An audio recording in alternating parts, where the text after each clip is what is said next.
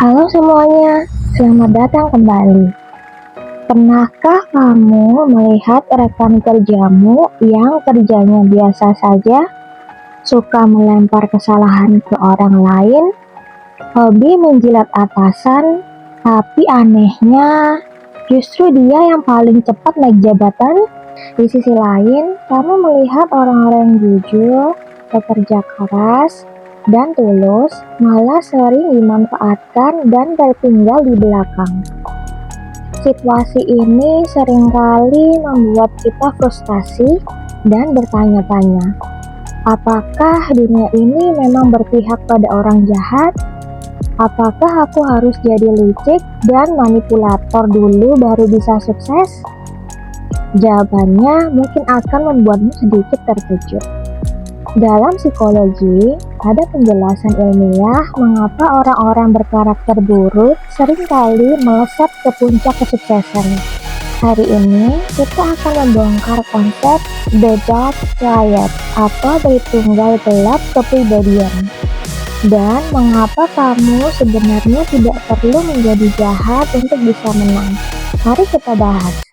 Untuk memahami mengapa orang jahat mudah sukses, kita harus berkenalan dengan konsep The Dark Triad dalam psikologi kepribadian. Ini adalah gabungan dari 3 sifat gelap manusia: narsisme, machiavellianisme, dan psikopati subklinis. Orang-orang dengan sifat ini seringkali menempati posisi puncak di dunia korporat atau bisnis. Mengapa? Mari kita bedah yang pertama, machiavellianisme. Ini adalah seni manipulasi. Orang Machiavellian percaya bahwa tujuan menghalalkan segala cara. Bagi mereka, orang lain bukanlah manusia dengan perasaan, melainkan bidak catur yang bisa digerakkan, dimanfaatkan, atau dikorbankan demi mencapai target mereka. Karena mereka tidak memiliki beban rasa bersalah, mereka bisa bermanuver dalam politik kantor dengan sangat efisien. Mereka tahu kapan harus berbohong, kapan harus memuji secara palsu, dan siapa yang harus disingkirkan. Elemen kedua dari Dark Triad adalah narsisme. Orang narsistik memiliki kebutuhan luar biasa besar untuk dikagumi dan merasa dirinya paling hebat. Lalu, apa hubungannya dengan kesuksesan? Dalam dunia profesional, kita seringkali salah membedakan antara kepercayaan diri yang tinggi dengan kompetensi. Orang narsistik sangat jago melakukan self-promotion atau mempromosikan dirinya sendiri. Saat rapat, mereka akan bicara paling keras. Kalau ada proyek yang sukses, mereka yang paling pertama maju untuk mengambil kredit atau penghargaan.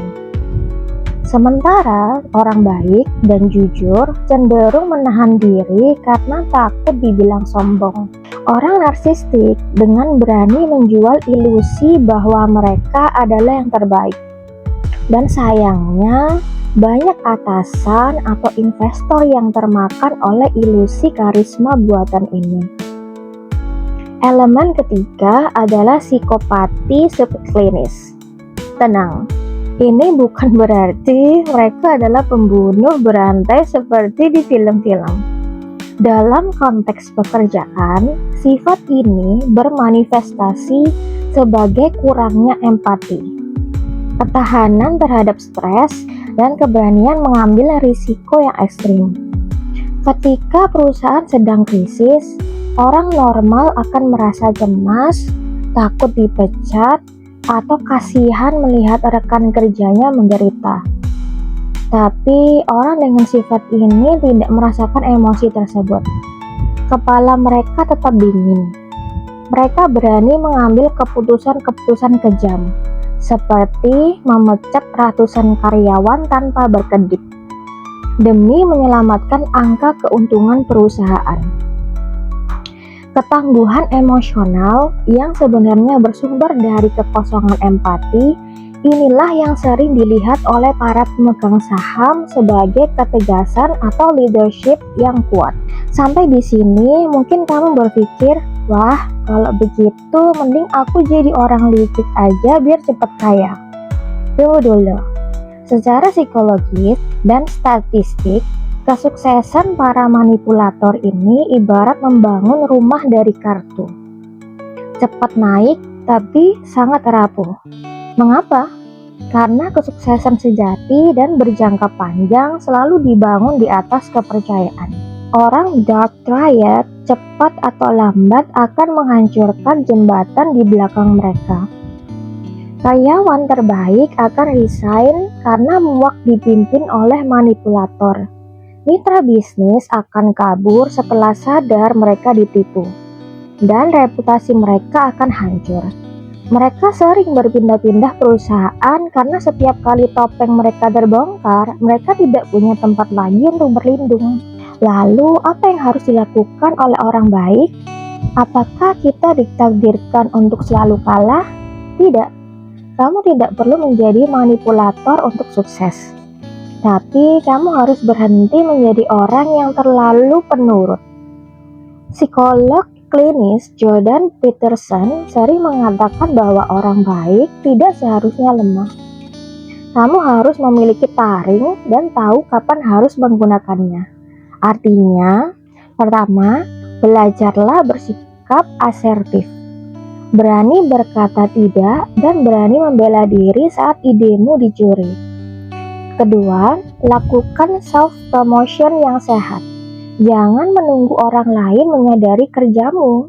Bicaralah, tunjukkan hasil kerjamu dengan data dan fakta. Ketiga, tetapkan batasan atau boundaries. Jangan biarkan orang licik memanfaatkan empatimu. Kamu bisa menjadi orang yang tegas, berani mengambil ruang, dan mempromosikan dirimu sendiri. Tepat dengan menjaga integritas dan empatimu. Kesimpulannya, manipulator memang sering menang di awal karena mereka memotong kompas. Tapi orang yang berintegritas dan cerdas secara sosial akan memenangkan maraton jangka panjangnya. Jangan gadaikan hati nuranimu hanya karena melihat orang licik sedang berada di atas angin. Pernahkah kamu berhadapan dengan orang-orang dark triad ini di tempat kerjamu atau di lingkunganmu? Bagaimana caramu menghadapi mereka? Coba ceritakan pengalamanmu di kolom komentar agar kita bisa saling belajar.